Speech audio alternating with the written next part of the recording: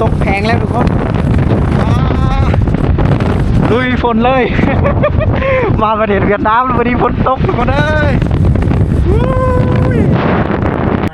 เครื่องดื่มสเปอร์ฮอตจะเป็นหนังสือไทยลานแต่ว่าหมวกบอล làm gì mà lời 2 triệu lời vậy lời quá lời Cỡ trăm ha, 500 cũng có, hơn rồi hả? โอ้เก่งเนอะเจ้าViệtโอ้nói tiếng Việt là Việt nhiều Xin chào tất cả mọi người สบายดีหมดทุกคนสบายดี FC ตอนนี้ผมอยู่ที่เวียดนามมาลินมาเที่ยวเวียดนามอีกกับพี่น้องหลายคนคอมเมนต์ให้คมมาประเทศเวียดนามอีกแน่มาลินมาเที่ยวประเทศเวียดนามกับมื้อนี้คมก็ได้มีโอกาสมาลินมาเที่ยวประเทศเวียดนามนะก็ไปด้วย2คนได้เนาะตำคนดอยไปนำกันเราจะเดินทางบางทีก็มืดอากาศแบบนี้บางทีฝนตกได้ทุกคนแต่ว่าเราก็ขับเคลื่อนด้วยรถจักรแต่ว่าเพิ่นยังซื้อเครื่องคองอยู่นี่จะเป็นประเภทเครื่องก่อสร้างเนาะเฮ็ดเฮือนนะประมาณนี้จะเป็นตากะโลเพิ่นขายงามได้นี่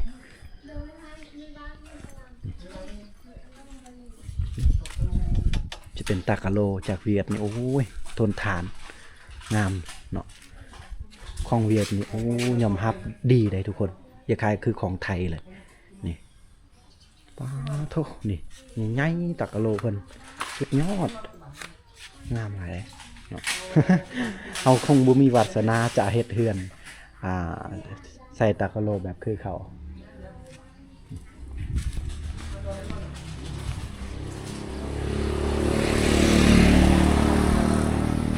นี่เฮือนศาลบ้านแปลนของ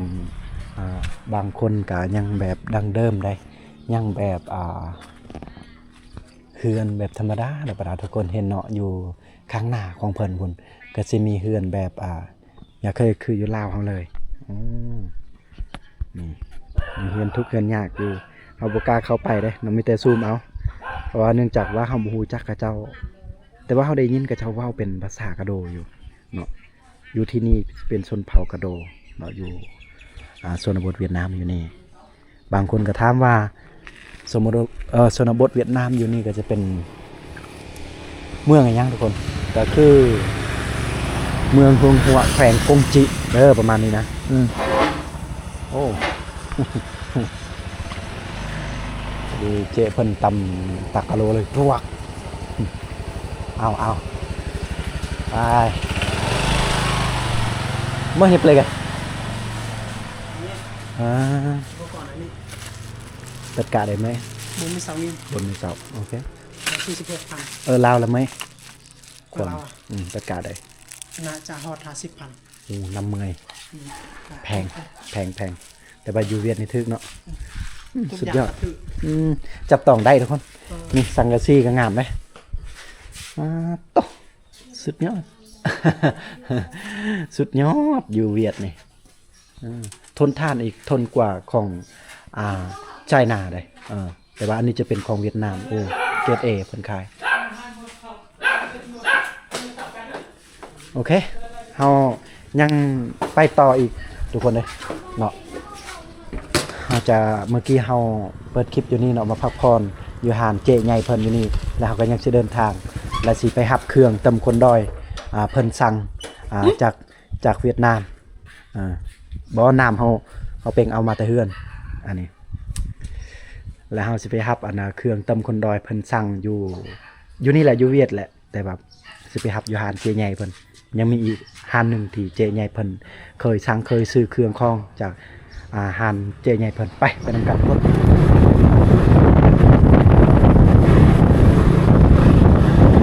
เพื่อนสารบ้านแบกกระเจ้า cánh đồng xanh thơm mùi lúa mới bóng mẹ hiền ven thờ trôi trên sông khói lam chiều vương vấn mái nhà tranh bình yên ơi khúc hát tựa trong lành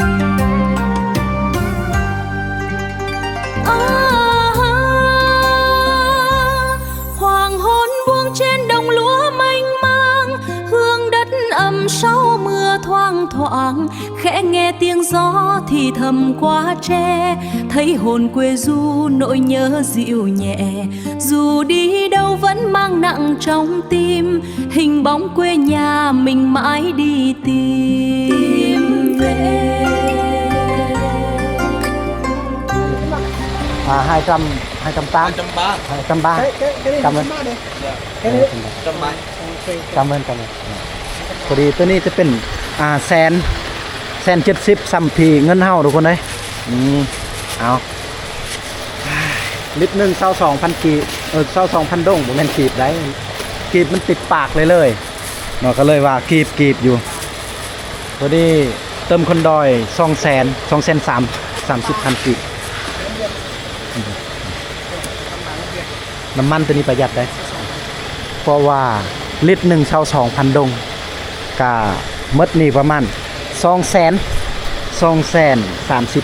โอ้ใส่รถจักรนะ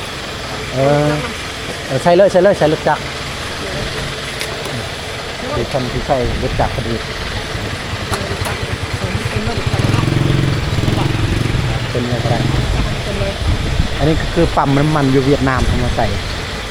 เป็นจะยิ้มแย้มแจ่มใสอีกได้คนเวียดนามนี่ก็เจ้าหน้าตาแบบยิ้มแย้มแจ่มใสทุกคนเลย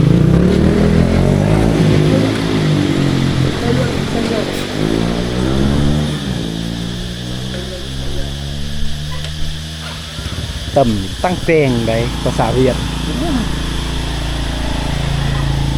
ต่ำแม่น้อยจึงเวียดระเบียดเงี้ยวเอาโอเคทุกคนเราจะเดินทางเมื่อพุ่นแหละเนาะเมื่อบ้านพุ่นแหละแต่ว่าเราเดินทางไปเรื่อยๆโอ้เต็มทางกับบ้านไม่ลำแต่ว่า35ถ้าอยู่ลาวนี่ประมาณ100,000กีบ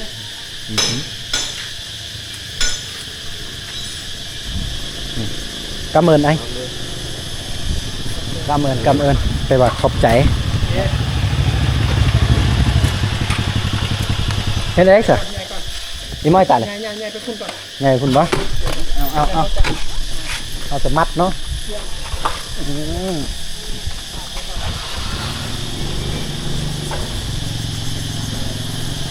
เอาจะมัดเนียนดีๆอึ๊บใส่อันแรก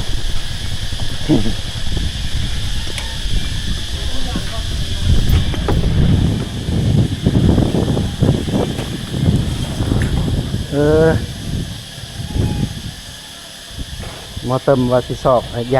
างกระติวมัดเพิ่นบ่มีและยางเนาะบัดนี้นี่จะว่าเฮาสิเอากระตุกนี่เครื่องกลางแล้วก็อีกตัวหนึงนี่ผมคิดว่าผมจะจับเอาติวเมื่อแต่ว่าเพิ่นมีวิธีจะซอกเพื่อจะเอาเมื่อหน้าได้โอ้เอาถุงยางใส่ปากมันโอ้ยแต่แห้งมันบ่ออกหรอกโอ้ยบ่คือน้ำไหน บ่คือน้ำเนาะเพิ่นว่าบ่คือน้ำมันบ่คือน้ำมันระเหยอัดไว้ซะมันระเหยออกมาตัวเฮากินน้ำอัดไว้ซะเอาแน่นกึกแบบนี้บ้าข่อยจังแม่นข่อยตื่มอีกเมื่อกี้เนาะ107,000ก็ถือว่าหลายได้ส่วนหลายคมใส่อยู่ปตทก็ประมาณแ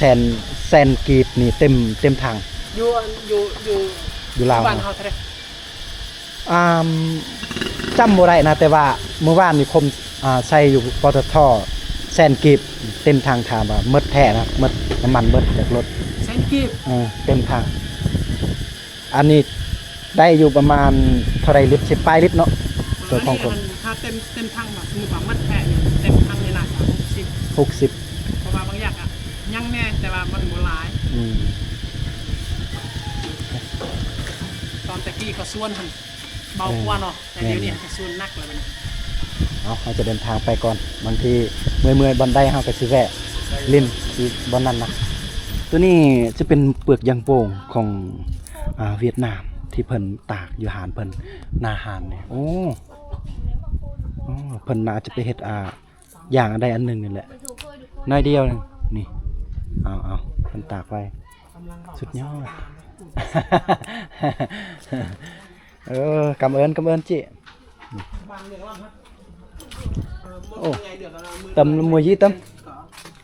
Mùa bón. 2 triệu à? Làm gì mà lời 2 triệu lời vậy lời quá. Lời quá rồi. Cỡ trăm ha. 500 cũng có. Hơn rồi. Ồ, kênh nó cho vào Việt. Ồ, nói tiếng Việt là Việt nhiều. เคยไปเวียด Ồ. ไปซื้อสินค้าที่เวียดนะ À, phần vàoภาษาViệt kênh. Không biết tiếng Lào hả? โอเคโอเค Dạ không.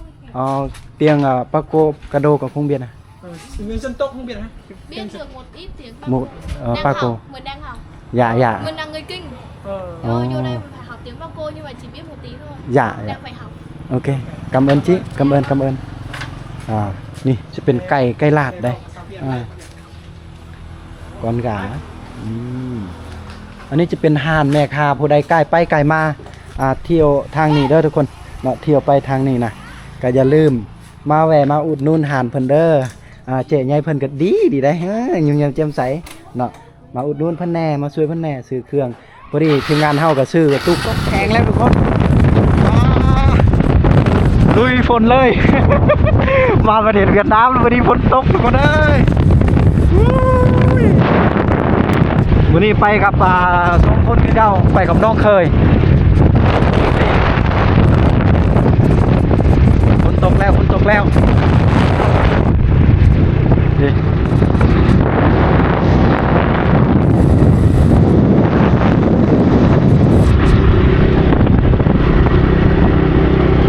เฮือนซานบ้านแปลนของกระเจ้ากันยังแบบคือทางลาวเลยเนาะ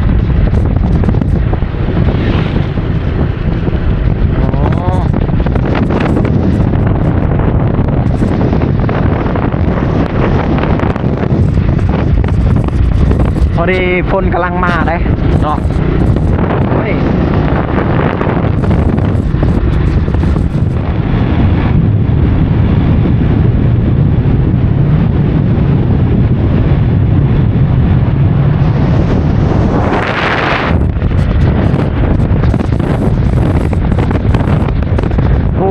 ป่าไม้คือทางบ้านเฮาเลย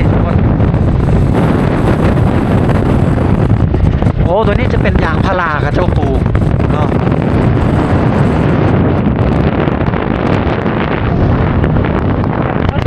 ตอนนี้เฮามาแต่ละเทื่อกับบุพาดมาซื้อน้ำซื้อในเฮือนไอเพิ่นเพิ่นกำเนิดพอดีแสน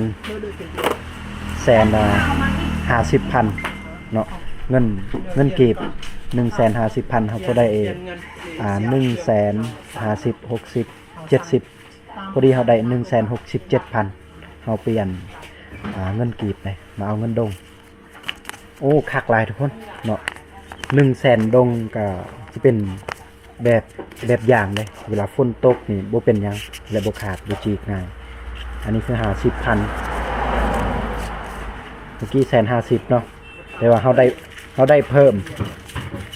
22,000โอ้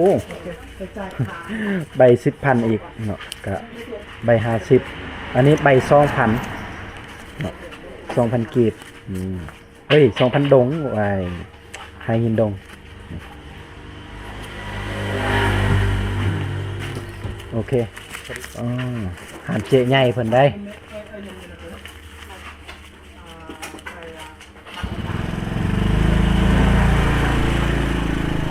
ที่มารีวิวทานเอื้อยเพิ่นอยู่สปป.ลาวแล้วก็เจ้าจะมาเอาเครื่องเพิ่นได้เนาะจะมาซื้อเครื่องเพิ่นแล้วก็เอาเมื่อขายอยู่ลาวเฮาบ่ว่าจะเป็นเกิบผู้ใดไกลไปไกลมาเวียดนามอย่าลืมมาแวะมาซื้อมาอุดหนุนเพิ่นเด้อเนาะบ่แพงเพิ่นขายทุกคนเนาะบ่แพงสามารถซื้อได้นี่ว่าจะเป็นเกิบเพิ่นกับทรายคายทรงคายย่อยเนาะโอ้หน่อยเตียงลาวเวียดเนาะคงเวียด ฝึกเว้าเฮาก็บ่เป็นคือกันภาษาเวียดฮอกหน่อยเตียงเวียด แอมตัวนี้จะเป็นซูโม่ทุกคนแพ็ค1บ่ฮู้ว่าเท่าใดเพิ่นขายเท่าใดเฮ้ยเพิ่นขายตัวนี้อะไรมาแต่จินเมื่อย90,000 90,000เงินกีบบ่ฮอดเนาะ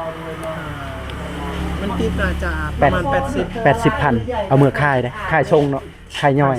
ค่ายย่อยก็ นี่ แพง เขา นะ จะขายทรงเลย โอ้ถ้าค่ายย่อยนี่ประมาณแสนดงเนาะหมดจำดงขาย แม่นอันนั้นตุกหนึงอันอยู่นี่หัน24ตุกเนาะพอดีหันตุกหนึงอัน5,000ก็ขาย นั่นน่ะเนาะอันนี้ก็คือเฮามารีวิวหานเจ๊ใหญ่เพิ่นได้เนาะเพิ่นก็ใจดีเนาะโอ้ขอบอกขอบใจ ลาวเขาจะมาเอาอยู่นี่ มาเอาอย่างนี้เลย เป็นกันเองเลยขอบใจเพิ่น รีวิวเครื่องรีวิวหัน นี่เครื่องดื่มซุปเปอร์ฮอตเอาเนาะเครื่องดื่มซุปเปอร์ฮอตจะเป็นหนังสือไทยลานด์แต่ว่าจะเป็นน่าจะบริษัทลาวเวียดนามบ่ได้เฮาก็บ่ฮู้เนาะก็นิยมส้มสอบคมก็มักกินได้แซ่บเครื่องดื่มตัวนี้นี่เอาใครดีอยู่ได้ห่านเจใหญ่เพิ่นก็ได้เนาะขอขอบอกขอบใจเพิ่นกำเอิญจีเพิ่นที่อำนวยความสะดวกให้พวกเฮาเนาะมาลินมาซื้อยังจ้ะเอามาอยู่หมึกเลยเอาซะโอ้เพิ่นไปซื้อข้าวหรือว่าดีมูกาวเนาะนี่เพิ่นเอามือส่วนลายก็ทางลาวเฮาแลมาเนาะลายสุดจะมาสวยเนาะซื้อสวย